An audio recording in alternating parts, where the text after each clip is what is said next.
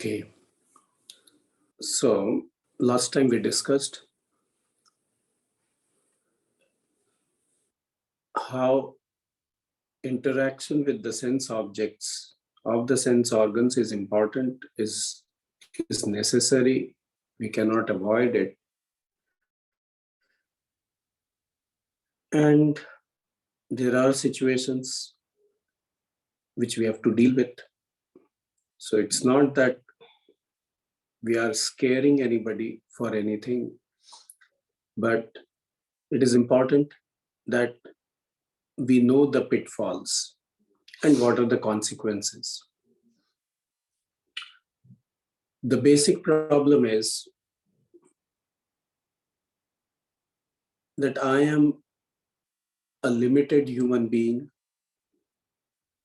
who is not satisfied with himself or herself and who seeks fulfillment through various means. Basically, I am unfulfilled, inadequate,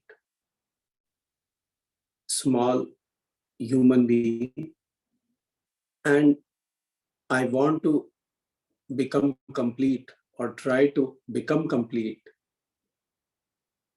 using various means. I have a low self-worth, so I derive that self-worth through things which I see them as worthy. Fulfilling desires,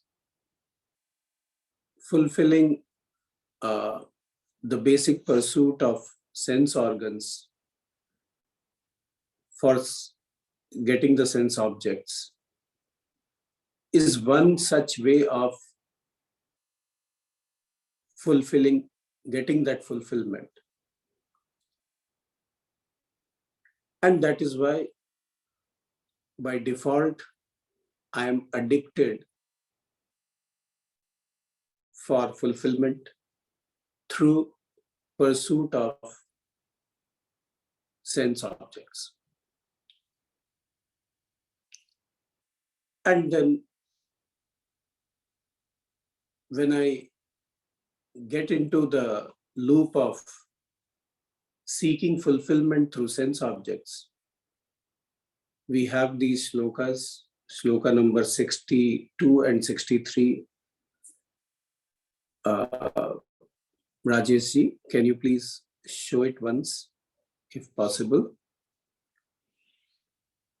from last time or last to last time, I think, 62, 63.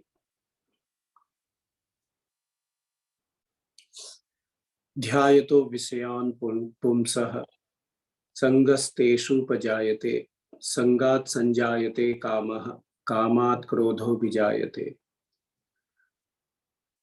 A person who dwells upon sense objects gradually gets attached to them, and after getting attached, it becomes a strong desire to have it, and that strong desire leads to anger,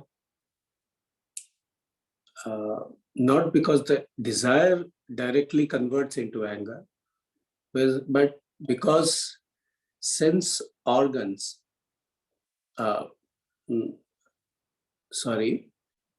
because that desire to get that thing sometimes doesn't get fulfilled, and that leads to anger. And anger leads to delusion, because the faculty of thinking gets clouded. Whatever old experiences, whatever one has learned, that is not available. And once that is not available, the person gradually goes downwards, deteriorates. So this is what happens. Now let us come to the basic point. this basic assumption has to be challenged. The assumption is, if I fulfill my desires, then I get fulfilled. Okay, it's a very basic assumption.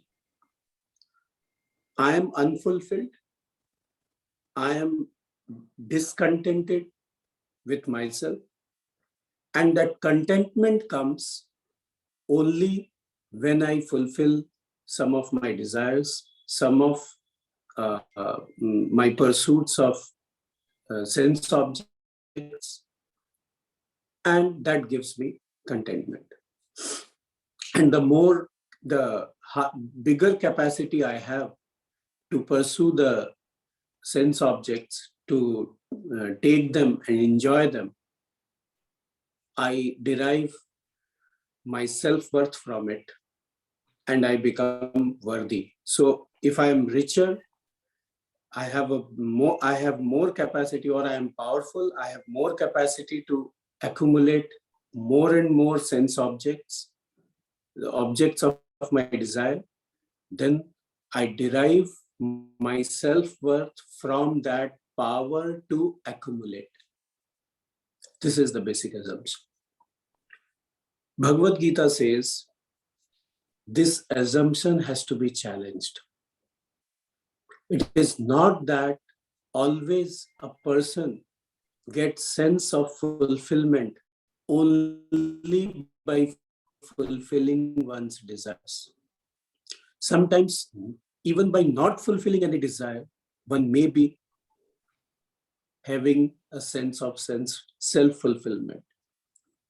This addiction to fulfill desires, this addiction to pursue the sense objects and have interaction with the sense organs, and then get the sense of fulfillment, is challenged here in the Bhagavad Gita. Because one of the most common experience which we have is the sense of fulfillment through deep sleep. In deep sleep, neither I am fulfilling my desires, nor I am pursuing any sense object or any sensory pleasures I am deriving. Yet, I have a sense of fulfillment. And that is why I don't want to get out of a deep sleep, or I long to get into deep sleep. This one common example which we experience every day is a proof enough to say that sense of fulfillment only comes through fulfillment of desires. Now, how to achieve it? How to break that addiction, that unless I fulfill my desires, or unless I get the sense objects that I want, I will not be happy. I will not have a sense of fulfillment. It's an addiction. How to break it? Bhagavad Gita gives a very simple solution, a doable solution. It's not an advice which one can ponder over and then it fizzles out.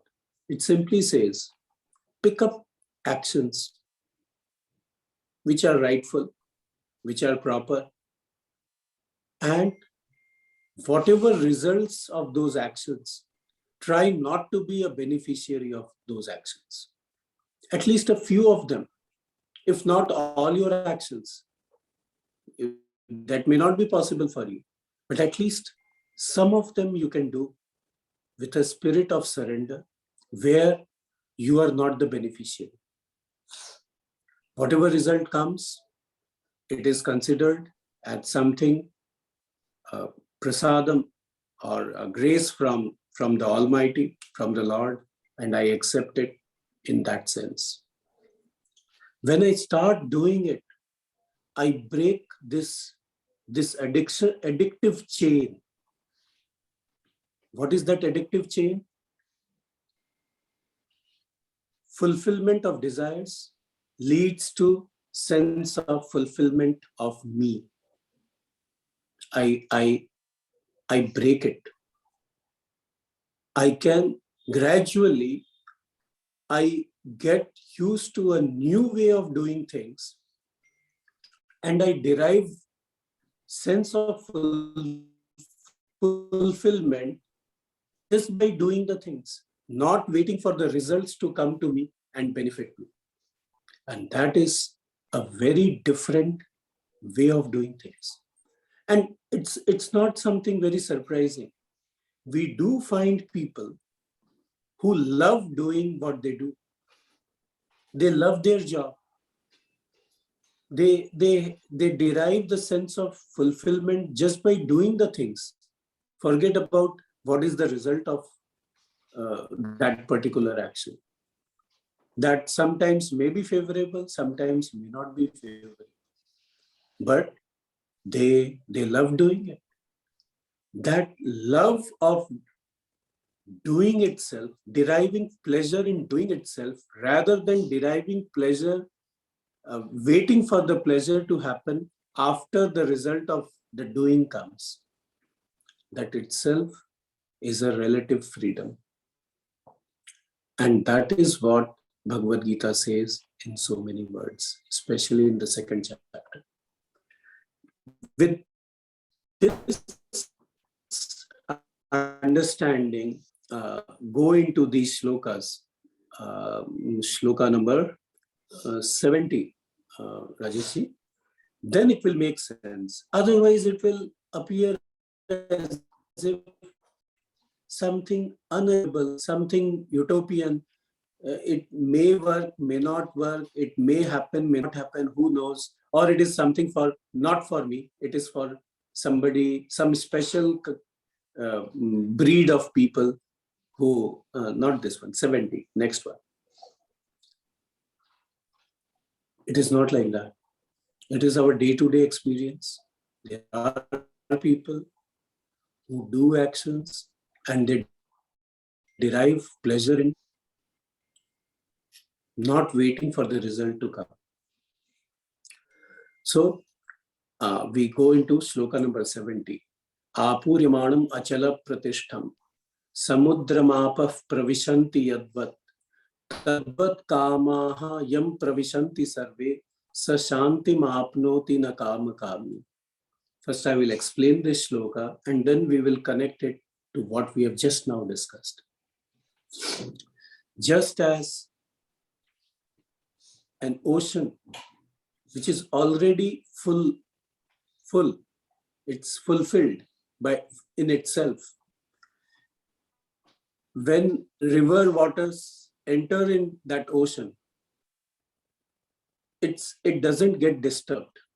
It doesn't get disturbed in the sense, it doesn't derive a sense of fulfillment because more water has come. Why? Because it is already full. Similarly, Tadvat kamaha yam pravishanti sarve sa shanti mapnoti na kamaka. The person who is fulfilled within himself or herself, in that person, when desires come, not only the desires come, they get fulfilled. This person is unaffected. Not the person who is hankering after fulfillment of desires. What does it mean?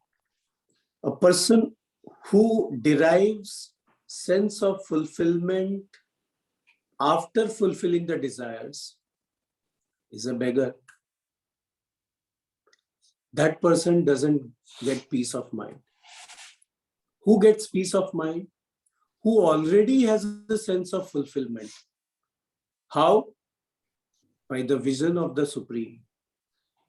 And already being fulfilled in that person, when the desires enter, some of them get fulfilled, others don't get fulfilled. This person doesn't get perturbed. Is not dependent upon fulfillment of desires to get sense of fulfillment. That is a very big freedom. So nobody is shunning away the desires. Nobody is saying, don't fulfill the desires, or fulfillment of desires is something very bad thing or a dirty thing. Nobody is saying that. What is being said is, fulfillment of desires or not fulfillment of desires should not affect your sense of fulfillment. That's a very different way of looking at things. And how does it happen? By seeing yourself as the one who is ever fulfilled. It's just a basic assumption that you are unfulfilled. And if you are unfulfilled, you are small, you need desires to be fulfilled to get a sense of fulfillment, then that assumption has to be challenged.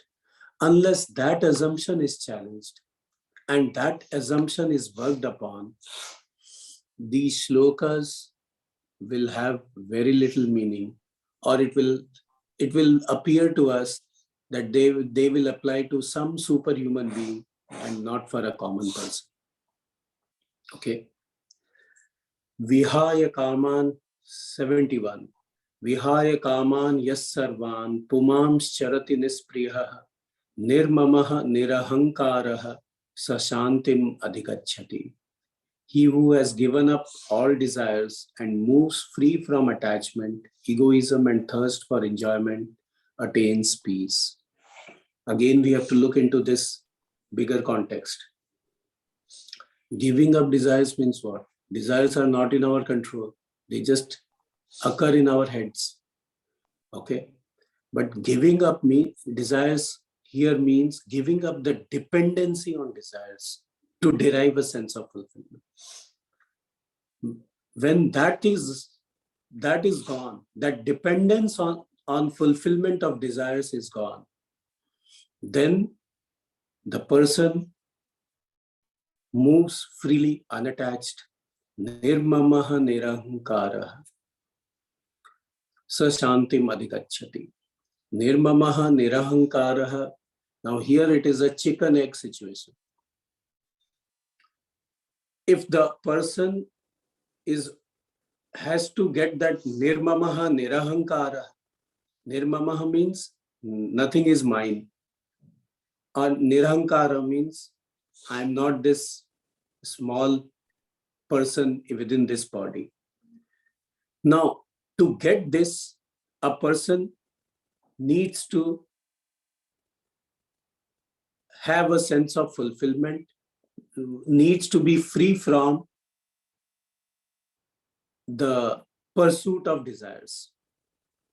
But to give up the pursuit of desires, one needs to have these qualities. So it becomes a catch-22. And how to break this catch-22 situation?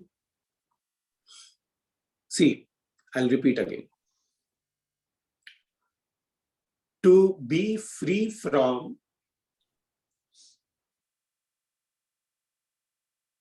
sense of fulfillment through fulfillment of desires, one needs to have that knowledge of the Supreme. To have the knowledge of the Supreme, one has to be free from dependency on fulfillment of desires. That is the catch-22. This happens, then that will happen. But that happens only when this happens. So how to break this? Again, the same method. I perform actions without being a beneficiary of the result of the action. Okay, that is the way I break this catch-22, this chicken egg situation. And gradually I start discovering that freedom within myself, where I perform things. I'm very much involved in activities, and yet I'm unattached. And that is very much true. You see, at least some 20 years back, I used to hear from people that surgeons don't perform operations on their blood relations, like their son, daughter, spouse, etc. I don't know how much it is true nowadays, and especially in your country. Can anybody say something on this? Of course, there are doctors. Dr. Papneja is there. Yeah, I'm not a doctor or in a medical field, but it's well known that you do not treat your own family. And this is the general rule in these Western countries, that there is a conflict. So you do not really, you should not have patients even who are your relatives. Okay, so that is the thing. True. Anil is right. That's a normal protocol. Yeah. That you don't treat your family. Right. So this is what I wanted to know. Now here you see why this protocol? Because this, not that the doctor, if the person is your relative, definitely you will perform with more zeal, don't you? Yes, very much. Yet you may become overzealous and you may spoil things because of the attachment. So what the point which I want to drive in is, over attachment doesn't make you more efficient. Whereas what we have been taught, that if you are unattached, then you may become indifferent, and if you are indifferent, then you may become irresponsible. You may not take interest in your work. Correct? This is the impression which is given to us.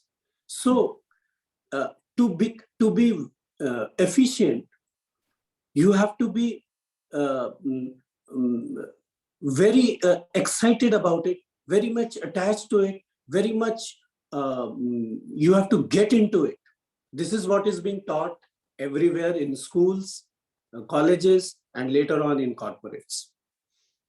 Unless you give your 100% into it, this is what they say, you won't get the results. Now, a surgeon whose son is on the table, operation table, he will give why 100%, he will give 200%. But that will spoil the things. So being unattached, yet one can be efficient. This is what I want to drive. It's not that only by attachment you become more efficient, you perform better. No, in fact, if you are unattached, you can perform even better, I feel. Why I feel? It is the truth. Correct? This is what the Bhagavad Gita says. Perform your actions, do what is to be done, yet remain unattached. And if you remain unattached, maybe you will be performing better. With attachment, your mind may get clouded. You may not be that objective. You may lose some of your wisdom because of attachment. And then you may not be able to perform the way you should be performing. Just like the surgeon. A surgeon is a surgeon who has performed so many surgeries. So why can't he perform on his son or a daughter or a spouse? Why? Because emotions will come in and it may cloud the rational person in him or her, whatever. Correct? This is what is being said here. A person who is unattached, yet performing everything, okay, that person may not be beneficiary and yet doing things properly. We will get that term later in some chapters of the Bhagavad Gita, what they call as Loka Sangrahartham. Loka Sangrahartham means I am doing for public good. But what do you gain out of it? The very doing gives me a sense of fulfillment. That's all. So I have a choice. I generally tell people, we have a choice. You see, you also need money, I also need money. But there is a difference. You need work for money. I need money for work. Do you understand the difference? Yeah. You look for work so that you can earn money. I look for money so that I can do some work. And that's a difference. One is, in one, I am the beneficiary is of prime importance. In the other, the public good is of prime importance. And both people are trying to get money, and both type of people are doing work. But the goal, the attitude is different, and therefore the way of doing things become different. So one is for Loka Sangrahartham. This person also is doing work to keep himself fit, because anyway he has to eat food and do some exercise. Better he does something for public good. The other person is also doing the same thing. But there he thinks or she thinks that I am doing it so that I can earn for myself. And then try to be fit, strong, or whatever, healthy. So both are achieving the similar goals, but there is some basic difference. And big institutions, big work, big things are done when this sense of Loka Sangrahartham gets into the head to whatever degree. Unless that gets into the head, things will become limited, and then it obstructs the growth. Even big business families and with generation of wealth going on, there again I find the elder ones, the eldest ones, they have this sense.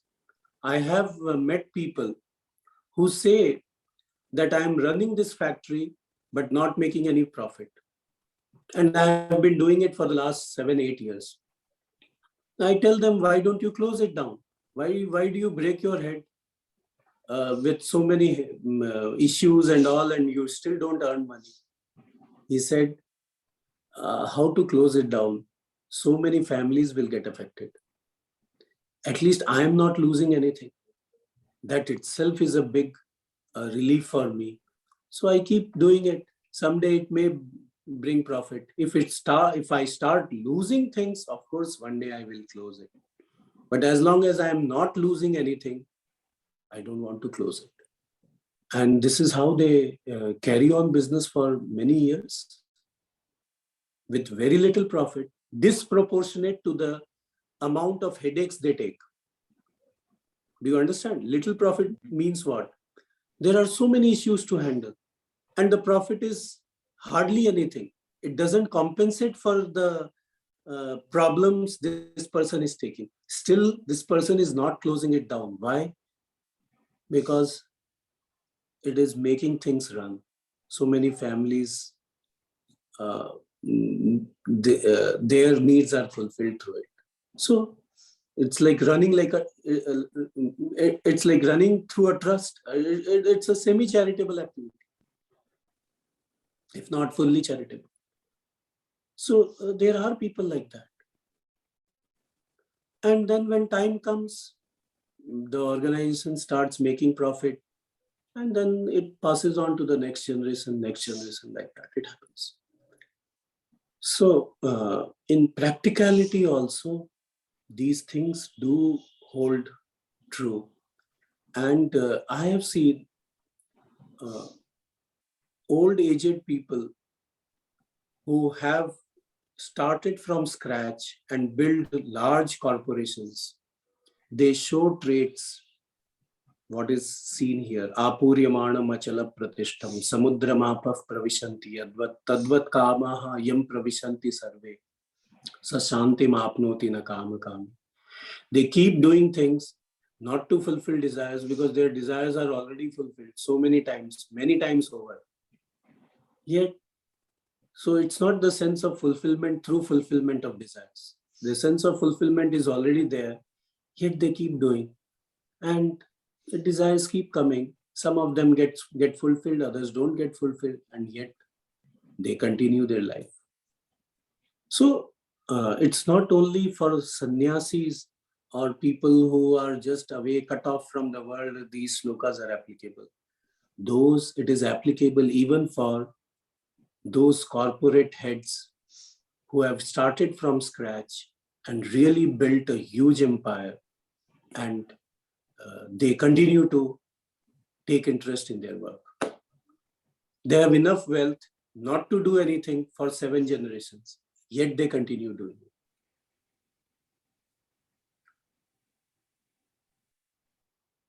That person gets peace of mind, sashantim adhikachate, not the one who is a beggar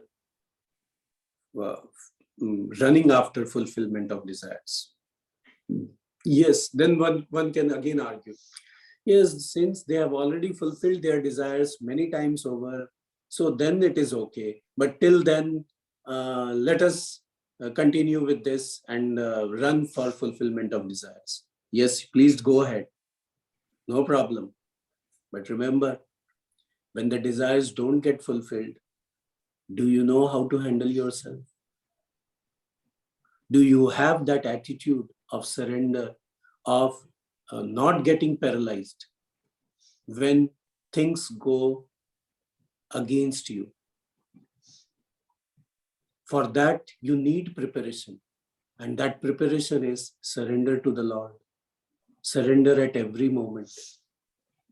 In everything you do, when that sense of surrender builds up, that attitude of surrender builds up, then you become resilient enough to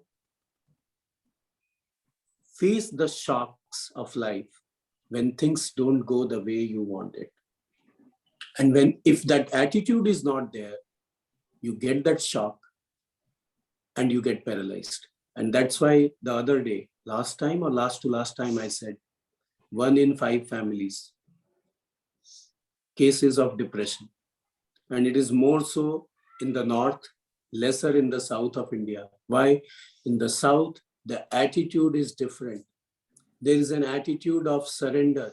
There is an attitude of giving up, of what I call as yoga buddhi. Whereas in the north, it is bhoga buddhi. How much I can aggrandize, how much I collect, how much I enjoy myself. Attitude and all, nobody bothers. They give a damn to it. And then the results are obvious, because every time I don't call the shots. Whereas in the south, in middle and the south of India, the attitude is different. They are more disciplined. They are more sensitive to others' needs. They are law-abiding. It's very clear.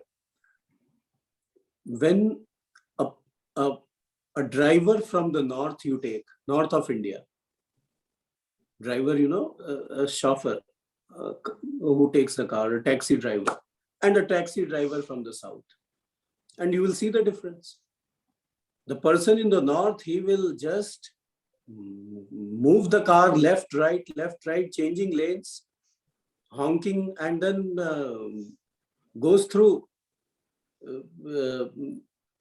his way much faster. Whereas in the south, he will follow the lane, he will follow all the rules, and he is slow. Because the whole attitude is different. In the north, breaking rules, as long as you are not caught, is considered nothing, no foul. Whereas breaking rules is not considered good. So that's how you see in the trains. The bogies in the south and the bogies in the north, they look, the railway stations are different. That's different, the taxis are. Why? Because the attitude is different. So attitude becomes so important. Wrong attitude and you pay the price. You can be a go-getter, you may produce faster results, but you may face faster decline too. And that is where we say, yes, go fulfill your desires, but know how to handle failures. Have that attitude. And a portion of your actions you perform where you are not the beneficiary. At least that you continue to. So that makes even this second chapter of the Bhagavad Gita, which is so much, I will say, sannyasi oriented chapter, especially the last set of shlokas, the Sthita Prajna. Sthita Prajna is a utopian person. It is not possible. It looks like it is not possible in practical life. But I'm seeing it. It is so much practical. Not only for the sannyasis, even for the corporate heads, right from the extremes of spectrum of people. Then the last shloka, Esha Brahmi Sthiti Partha Nainam Prapya Vimuhyati Sthitva Syamanta Kalepi Brahma Nirvanam Richati. What does the shloka says? Once a person attains this state, which state? The Brahmi state. Brahmi state means the ultimate peace, sense of fulfillment through vision of the complete, vision of the whole. So even if one gets towards the end of life, one attains Brahma Nirvanam, the moksha, means one is free from the cycle of birth and death. Now again, this cycle of birth and death, as I pointed out in the very beginning of the series of lectures, that people are not concerned about cycles of birth and death. They are just focused on this birth. So this is the only birth. Don't talk of next birth. So if next birth is not important, where is the question of the cycle of birth and death is important? Well, that is the orientation, yes. But remember, here is another contradiction through which we live. On one hand, we believe in karma. Most of us, okay? Hardly anybody, even atheists, most of the atheists believe in karma. If you do right, things will happen right. If you do wrong, someday it will strike back. It is just like the truckers' strike in your Canada. It's India's turn now. Yeah, we will take the question. So it's India's turn now to tell the truckers there that we are with you for your peaceful protest. Just as the farmers protest time, your government is in, the karma is in cycle. Now, if one believes in karma, one has to believe in rebirth, because there are certain past karmas and which can be read through a horoscope and things can be predicted about life. So if past life and this life connection is there, automatically there is a chain of lives. Then there will be one more past life for the past life, then another past, and same thing with future lives. So if I believe in one past life and one present life, I am believing in the chain of lives and the cycle of birth and death. Whether I want it or not, implicitly I am believing in it. So on one hand, implicitly, I believe in the cycle of birth and death. And on the other hand, I willfully ignore that there is a cycle of birth and death. And this also causes internal turmoil. And especially at the time of death, on the deathbed, one is confused whether there is another birth or not. Am I going to be totally finished or not? These are the questions, what they call hospice, right? That's the term, huh?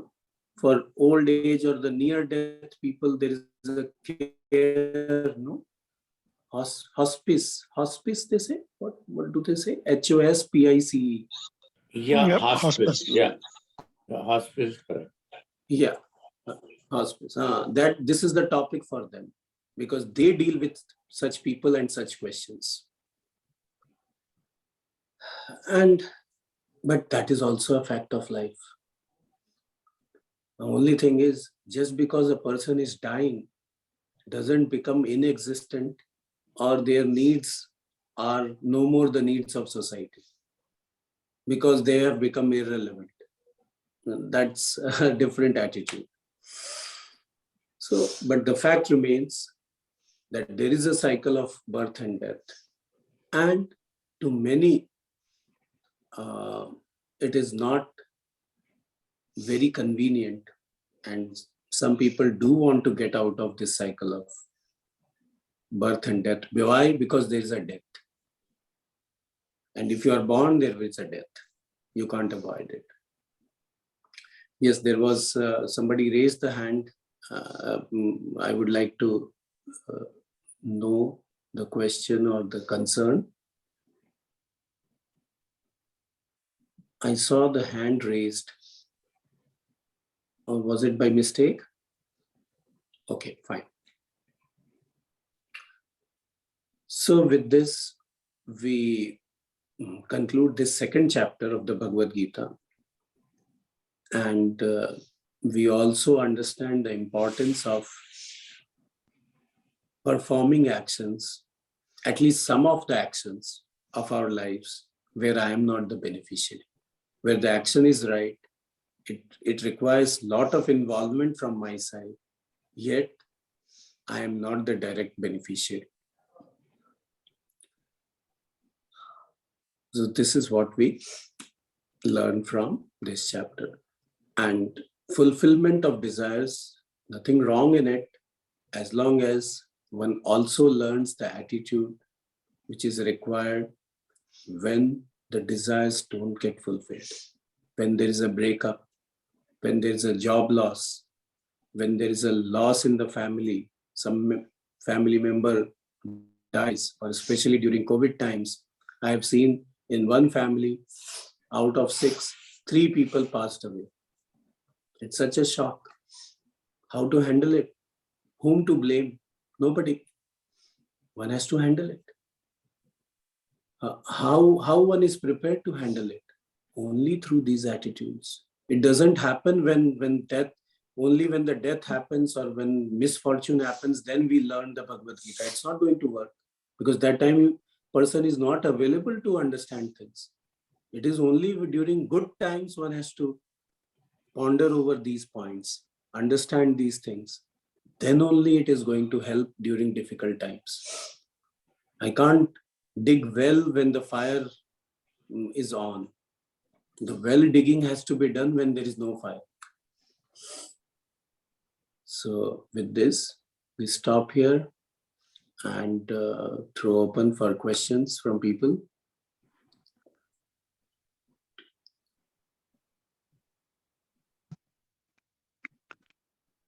Can I ask a question, please? Yes, This is please. Thomas. Yeah. You mentioned about performing actions where you are not the direct beneficiary. Other than giving away money or volunteering one's time, which both are not sustainable in a long term. If something more priority comes, I will not send money, or if my time is needed for my family, I will not volunteer my time. So, but is there an example or some examples where one can perform actions where one is not the direct beneficiary, but it is something sustainable for the long term. Yeah, all the time we get, earlier we used to get mails, now it's on the WhatsApp. What prayers for well-being of the world. So I am a beneficiary or just a minute, an iota of it comes to me, but mostly it is for others. So if I can't give money, I can't give time, means substantial time, I can at least give my thoughts, because karma is manasa, vacha and karmana. I mean through hands, I mean through limbs, one type of action can be performed, or through words, or even through mind. So you can send good wishes, say good wishes, say good things to people, or even if you don't have that much time or some constraints, you can send good thoughts without being a beneficiary. Nobody stops that. That is the minimum one can do. Especially even if one is paralyzed, one is on a hospital bed, still if the thought process is going on, one can contribute even there. Right? Yes, thank you. Yeah. Any other question, please, from anybody? Okay. Yeah. Anybody? Sorry, I was muted. Can I ask now? Yeah, please. Yeah. Yes, I believe in the karma theory, but I strongly believe in good karma, doing good karma for future, and so on. But question comes, since I do not have any connection from my previous life to this life, I do not know what I was, what karma of mine gave me this result. I have no link, no proof. What motivation do I have to continue thinking that I have to have good karma? I'm just asking just a question, which is, I mean, I believe myself in karma theory, but I'm saying this. I got your question. How do I know? How do I know? Join an online course on astrology. Sorry? With join a 4-week course on astrology. A short Astrology. course. Yeah. Okay. Okay. And if you get the right kind of teacher, immediately you will get to know. In fact, you can read your own horoscope gradually, and you can predict what is going to happen. And if there is a predictability, that means there is a karma connection, because that same Shastra which gives the prediction also says it is coming from your past. So if I believe in the prediction, and if the predictions are coming true, there is no reason I should not believe in the background which it is confirming or telling. Why would it tell lies to me? Right.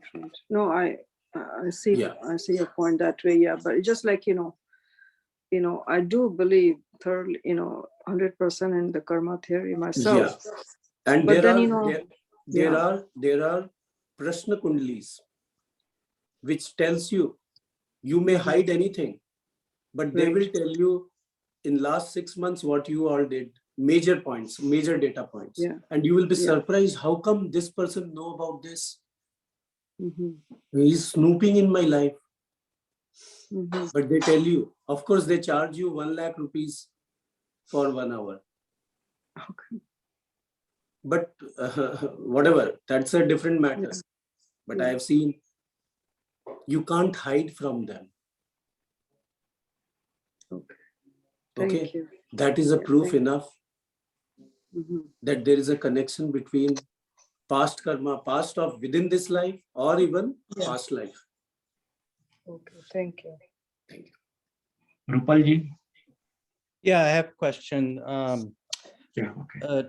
to what extent is this causal link of karma deterministic, and to what extent can free will alter the course of events, or is it fully deterministic? In which case, what is the point of free will? Well, can I see your face, please? Yeah, 1 second, sorry. It's important. Yeah. Let me see. There you go. Okay. Well, I'm giving a provisional answer. Why provisional? So in due course, if I change my answer, don't catch me that the other day you were saying this. Mhm. Okay. Karma also, whenever it got generated, was through free will. So it is free will all the way, whether in this life or previous life. So why even call karma? Karma is a word we use because we cannot, we don't have a record of what we did in the last life. There is no proof. So we term it as karma. But really speaking, whenever it happened, it was through free will. And what is happening now is also through free will. So it's through free will all the way. So there is no question of conflict between karma and free will. It is always free will. You did, you reap. You did, you reap. You did, you reap. That's all. You perform the action, you face the consequence. That's all. Whether you remember it or not, the consequence will come.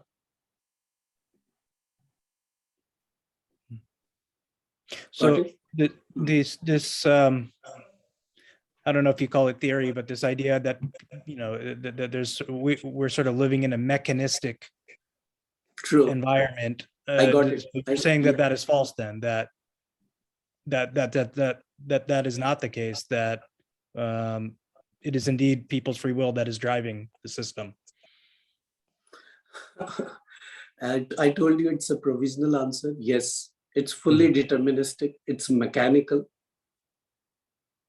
Okay. And if some other day, if I just take the opposite stand, don't accuse me. Okay. That disclaimer I have already said. Sure. Thank you. Yeah.